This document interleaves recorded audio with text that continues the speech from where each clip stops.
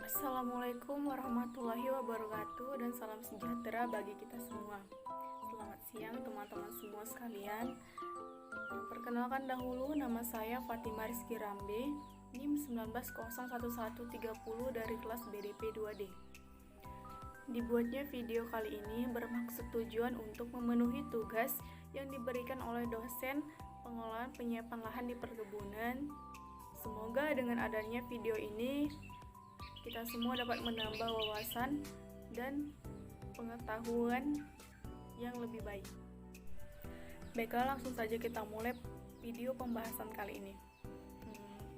Sebelumnya saya ingin memberitahu kepada teman-teman sekalian bahwa pembahasan kali ini tentang pengelolaan penyiapan lahan pada tanaman karet.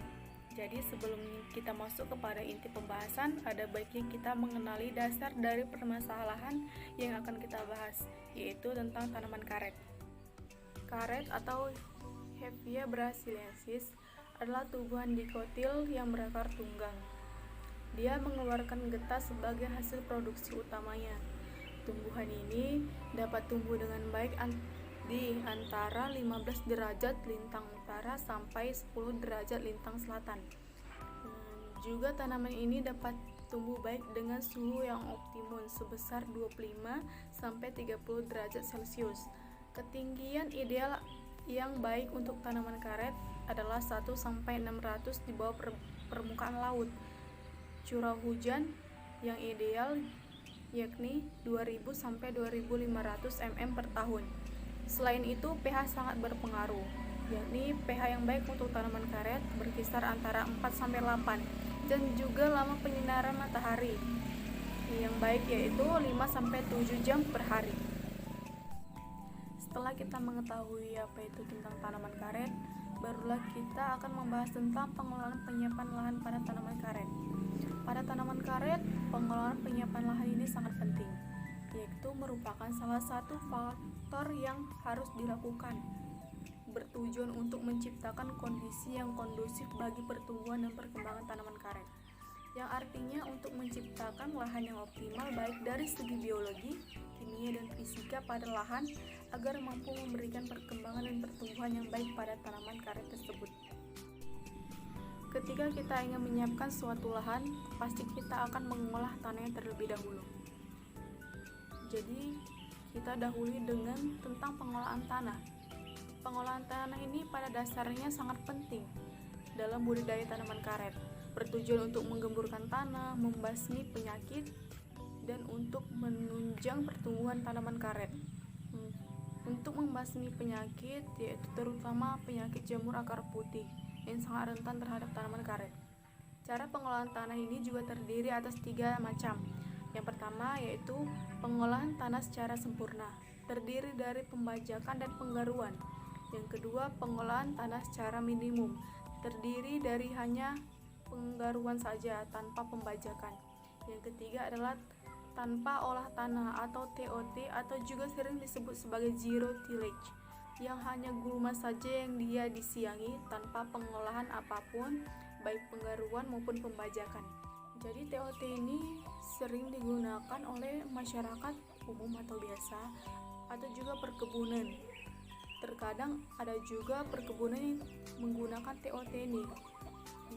Jadi TOT ini tidak memerlukan pembajakan atau penggaruan. Dia hanya menyiangi gulma saja dan membuat lubang tanam. Dampak positif dari TOT ini yaitu tadi biayanya yang murah, dan karena tanpa pengolahan tanah, mungkin bahan organik yang ada dalam tanah itu masih alami dan tidak pernah disentuh. Ada juga dampak negatif dari TOT ini, yakni dalam jangka waktu yang panjang, mungkin kesuburan tanahnya akan semakin berkurang dan mungkin rentan terserang penyakit JAP atau jamur akar putih karena tidak ada proses pembalikan tanah maupun pembajakan yang menyebabkan jamur itu masih di dalam tanah dan menyebar ke dalam tanah sehingga terkena tanaman. Dalam pengolahan tanah terdapat tahapan-tahapan di dalamnya, yaitu seperti yang pertama reaper. Reaper dilakukan untuk mengangkat sisa-sisa akar tanaman yang belum terangkat melalui pembongkaran tunggul dan yang masih tertinggal di dalam tanah. Bertujuan agar mempunyai kesempatan terkena matahari dan membunuh jamur akar putih yang ada di dalamnya. Reaper ini dilakukan 2 kali. Antara reaper 1 dan reaper 2 diberi selang waktu selama 2-3 minggu. 2. Luku dilakukan untuk menghancurkan dan membalik tanah menjadi agregat yang lebih kecil. Luku ini dilakukan 2 kali. Antara luku 1 dan luku 2 diselangi waktu selama 21 hari. Yang ketiga adalah rajang. Rajang dilakukan untuk meratakan bongkahan tanah menggunakan alat berat. Yang keempat adalah ayap akar. Ayap akar dilakukan untuk mengumpulkan sisa-sisa potongan akar bertujuan untuk memperkecil resiko serangan jamur akar putih. Tahapan dalam ayap akar ini yaitu 1. Semua sisa akar tanaman dan potongan kayu diayap secara manual dan dikumpulkan untuk dimusnahkan.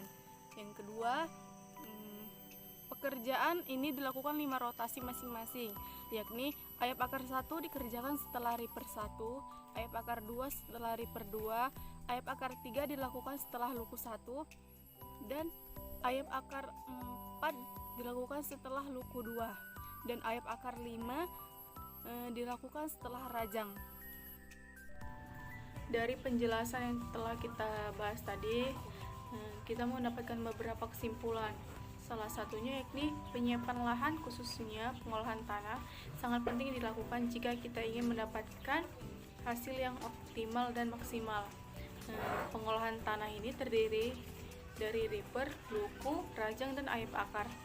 Kegiatan tersebut harus dilakukan secara berurut, yakni dengan perputaran rotasi ayap akar 1 setelah reaper 1, ayap akar 2 setelah reaper 2, ayap akar 3 setelah luku 1, ayap akar 4 setelah luku 2, dan ayap akar 5 setelah rajang.